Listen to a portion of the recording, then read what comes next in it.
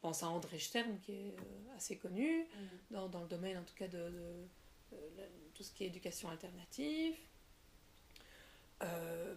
Lui, il a eu cet espace pour pouvoir exprimer ce qu'il aimait. Donc il a appris l'allemand pendant des jours et des jours d'affilée. Ça a été la musique.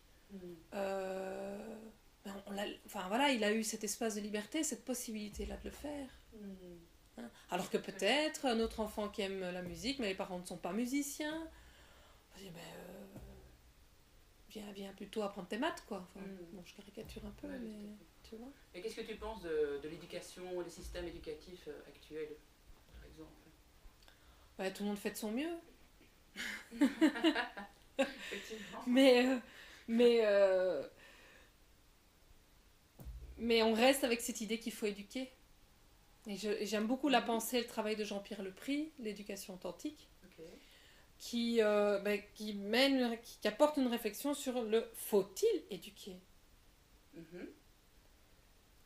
Donc dans le sens éduquer, c'est-à-dire conduire quelqu'un, le guider. Hein, ça c'est la base du mot éduquer. Hein. Et ça veut dire, il part de l'idée qu'en fait, il y a un éducateur et un éduqué, et cet éducateur, il sait ce que l'éduqué a besoin de connaître, de savoir, d'apprendre. Hein.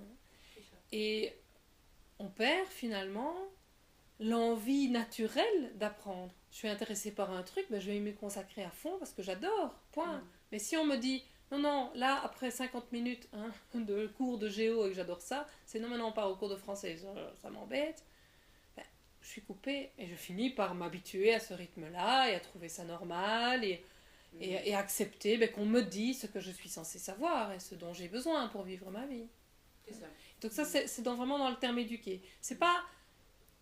Ça ne veut pas dire que je ne vais pas faire appel à quelqu'un, tu vois, si j'ai besoin de quelque chose, et qu'il va me l'enseigner. Mais c'est pas lui qui décide, tu vois, c'est moi.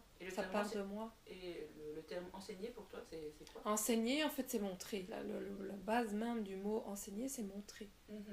Et donc ça, c'est effectivement, on fait ça tous les uns avec les autres, en fait. Tiens, je vais te montrer un truc. Tiens, j'ai appris quelque chose. Et on le partage. Hein, et puis, t'as envie d'apprendre la batterie, tu trouves un prof de batterie, quoi. Mais tu vois, c'est l'enfant qui... Tu vois, c'est l'enfant qui en a envie, et c'est pas... c'est bien que tu apprennes la batterie, et puis il le fait parce qu'on lui a dit que c'était bien. Donc tu veux dire que la base d'un apprentissage, c'est la motivation? Ah oui. Mais qu'est-ce qui fait que j'apprends? C'est parce que j'en ai envie. Personne ne sait m'obliger à apprendre quoi que ce soit, en fait. Rien. Je peux aller suivre plein de cours. Si je ne suis pas motivée, je ne vais rien apprendre, mais j'aurais suivi des cours. Ça, c'est une nuance importante pour moi.